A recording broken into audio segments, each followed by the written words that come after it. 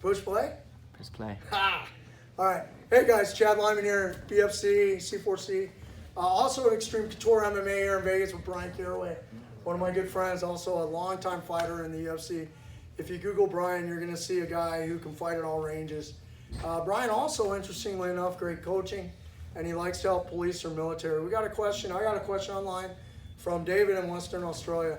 And what David said is he's experiencing at work is he's getting nose to nose with bad guys and then having to take them to the ground. And he said it's hard for him to take them to the ground because his training curriculum at his department currently shows takedowns from this position. I'm not sure which ones. That's a great position if you can get it, but the reality is most bad guys square up with us in the street, and I don't necessarily get his back until I maneuver a way to get to his back. The way this video will go is I'm going to show a way to do a takedown based off David's initial question. He asked me about getting a hold of the head face to face, finishing a takedown. I'll show him a way. Brian's going to show a better way for David, for all the other cops out there, or even if you're in a self-defense situation. And then I'm going to show a third way. So we're going to show you 3 ways to deal with the same situation. Keep in mind, these are only 3. How many options are there? Oh man, unlimited, ridiculous amount of options. Ridiculous. Your mind could just make up all kinds of stuff. The principles are the same though, right? Where we go are the same. So if I'm going to do a takedown in the street, I prefer, David also asked about doing single legs. I don't really want to compete in a street fight. I don't want to get into a back and forth because I might not be as good a wrestler as this guy. I'm not. Let's just go on the record. I'm a secondary wrestler to this guy. Maybe I finish 4th place if I wrestle Brian, okay? I'm not going to finish 1st. So I'm not a better wrestler than Brian. So I don't want to get into that game where I don't know his resume. I don't know if he can wrestle, if he can't. The other problem is if I try to take Brian down with a lower body takedown, I'm going to end up under Brian. His defenses are going to put him above me. If I miss on our feet, hopefully I'm still on my feet. And that's the goal. I don't want to give up position for the takedown. So we're going to show you, David, some ways to not go after those singles or doubles, but some ways to secure the takedown. In general, concepts or principles, things I want everybody out there watching for.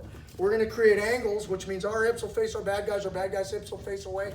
Brian's really going to hit on this with this takedown. He's going to show you, how do I know which angle to get? Brian will teach you all that.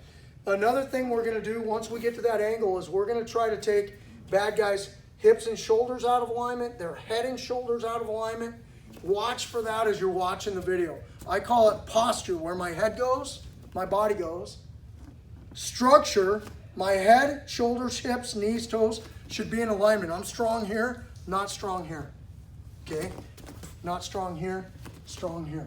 So my head, shoulders, knees, all that should be in alignment. My arms should be in. We want to take the arms out. So we're going to attack posture. We're going to attack structure. Base is another thing we could attack. That might be if I go after a single. We're going to kind of neglect base right now because all you need is an angle plus 2 of the 3. If I break posture, structure, and I have an angle, I'm probably going to get a takedown. If I break base and structure and I have an angle, I'm probably going to get a takedown. My probability goes up. It's a math game, guys. We don't want you to play with it. We want you to dominate. The way to dominate is to win the math. First takedown we're going to show you, we're losing mathematically, but we'll show you how to win. So we end up here, we end up nose to nose. Bad guy's coming forward, and I'm going to insert what we call a Muay Thai clinch. My forearms go on Brian as a barrier, so Brian can't get all the way inside. If Brian gets here and connects his hands, I'm in big trouble. He's going to show you why, because his takedown is going to incorporate that. So I don't want the bad guy to do that to me. I want to be here. I'm going to grab the crown of Brian's head, not his neck. If I grab Brian's neck, he can keep his head up, and I can't take him down. I'm going to grab the crown of his head, and I'm going to pull it to me. Okay? There's a guy named Blake Hayes, Hickson Gracie, if you've heard of him. They talk about connection. The further I have space, the less control I have over Brian. Brian, be strong. I have no control. The connection, when I connect to Brian and I take away space, I become strong, Brian becomes weak. So I end up in front of him, David. I can't make that angle. The angle's better. Brian's going to show you why. I pull Brian into me, and I start to turn his head. Now look what I'm doing with my hips, guys. I'm moving to the angle. Here, I can go to an underhook with head control, okay? Or I can go behind this arm to a hug armbar, which I'm going to show in a minute, so I won't show that one. Here, break his posture. Push his head offline, so now I've broken structure and posture. Control here, And now I'm gonna yank him to the ground. Down, down, down, down, down. Flatten out for me, sir. Flatten out. All the way flat. All the way flat. And I'm staying on him. So I maintain control, guys. Now as a copper, I can start to work for custody. Let's watch that one more time. Just kind of smooth. I won't talk. Get out, get out, get out, get out, get out, get out. So that is a way to get him to the ground using the Muay Thai clinch, pulling on that head. Don't have space, connect. Now I can start to pull the head down. Now I can start to move the head over. I stay on him. Pressure, my head above his head out in front of his feet. And I'm pulling him into the ground. Where his head goes, his body goes. Brian, what's another thing we can do through the clinch to get a takedown? Awesome. So another advantageous position for me to get in is talking about posture, keeping your chest up, staying structurally strong, and then also our underhooks, okay? We want to get underhooks on this thing. But we're having a bigger opponent and we use these angles, we can you know, get around some of their size, strength, even athleticism with superior position. So superior position in this would be looking for my underhooks. When I say underhooks, it's literally my hands going underneath his armpits. I'm looking for this position right here.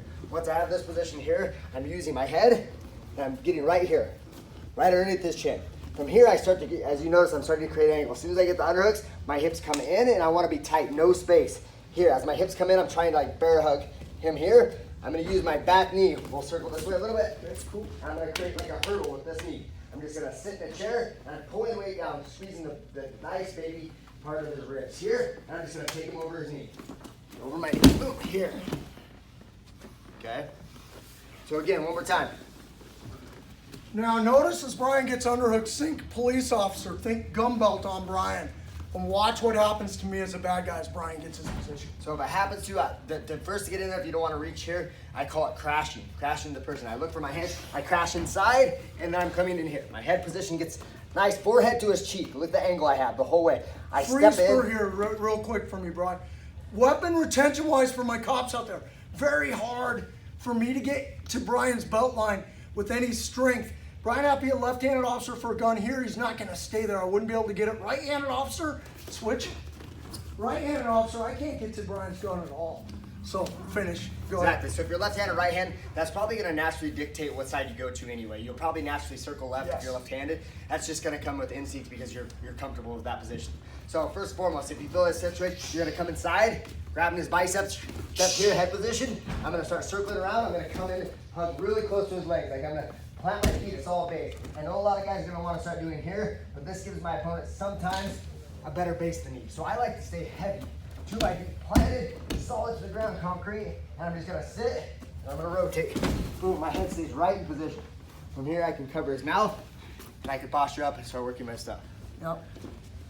In Brian's world, right there, he's going to start working for finishes, whether they be submissions, ground and pound, strikes. If he were working as a copper like us, he's going to work there to roll me to my belly, control me, and then work for handcuffing. But it puts him in that dominant position where you can do what you want. Exactly. I like when I hit the ground for MMA or even I think would be great for you know, police, is to really control his posture on the ground. You know, give a nice good cross face forearm. If you can control, like he said, you control the posture of the head, you can control the body. So as I take him down here, this hand's gonna come out and I'm gonna create space here to wedge. This is hugely important. This is C4C concept. We agree 1000% with Brian here. He's got me looking away. If I escape, it's gonna be away from Brian, not into him. And if I roll, that's what Brian wants, because now I'm belly down. And we would go into cuffing. That's not what the video is about, but we would go into cuffing from there. You're actually encouraging me to go the way you want me to by controlling my head. Great work, Brian. Cross face right there. As soon as they hit the ground, your hand's gonna come out, cross face, and you're gonna clear your head if they have hold of your head. Last one we're gonna show is more of a traditional law enforcement takedown. We showed you that Muay Thai, breaking forward of that posture and structure rather.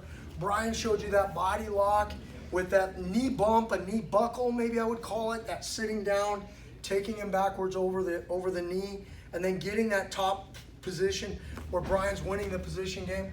The last thing we're gonna show you for Dave and all the other coppers out there, or whoever's watching, is creating that angle to a hug arm bar. So I'm here and here with Brian, maybe I get wrist control on him. We're in a little bit of a struggle. I'm gonna take my right arm, gonna reach inside, up high above Brian's elbow and drag this arm in front of me.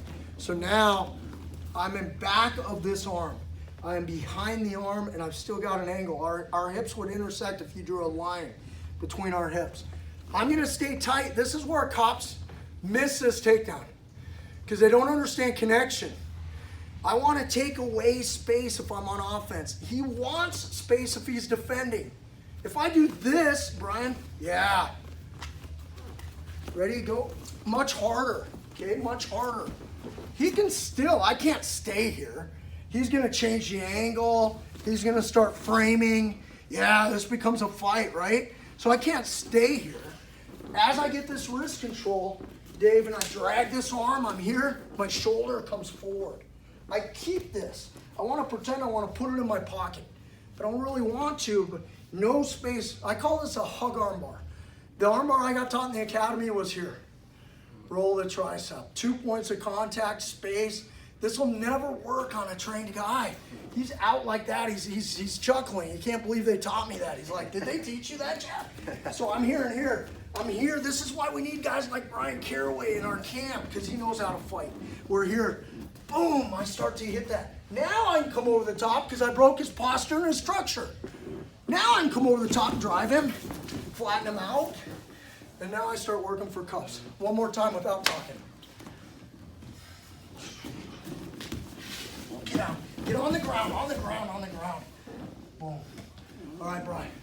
Hey, guys, that's 3 ways. There's infinite number of ways. Look for us. We actually travel. We can come to you, teach control up to and including cuffing, takedowns, military law enforcement, combatives, all the way around. Brian hasn't done a ton of work with us in the past, but he and I have been friends for a while. We're excited about the possibilities. Certainly, a guy like this to be able to break stuff, test stuff with is a real blessing for me. This is why I'm actually good at what I do. Is guys like this, guys like Gustavo, who's filming for us. Thank you. Be safe out there. Go train a little, a lot. Thanks, Brian. Right on. Thank you. All right.